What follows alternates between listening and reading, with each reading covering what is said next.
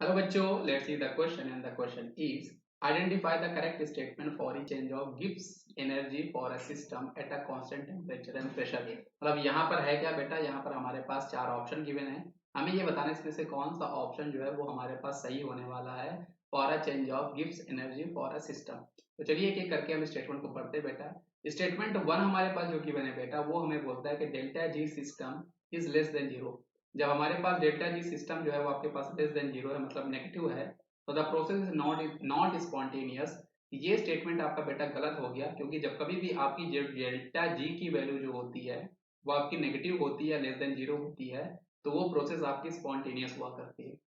अब हम लोग स्टेटमेंट बी की बात करते हैं बेटा। ये हमें ये बोलता है कि if delta G system is greater than zero the process spontaneous. बेटा ये भी स्टेटमेंट आपके पास गलत है, क्योंकि हमें पता है कि जब डेल्टा जी हमारा नेगेटिव होता है, मतलब लेस देन जीरो होता है, तब आपकी प्रोसेस जो होती है वो स्पॉन्टेनियस हुआ करती है। स्टेटमेंट सी जो हमारे पास गिवन है बेटा, वो इस क्वेश्चन का सही जवाब है, जो कि हमें ये बोलता है कि अगर हमारे पास डेल्टा जी सिस्टम जो है वो इक्वल टू जीरो है, the system has attain equilibrium. और ये स्टेटमेंट आपका बिल्कुल सही है बेटा।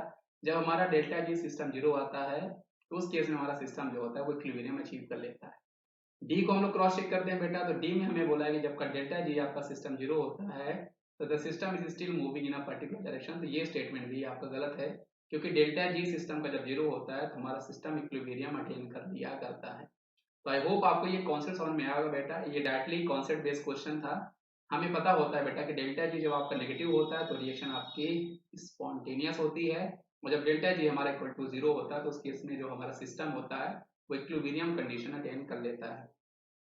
तो थैंक यू बच्चों, option C is the correct answer.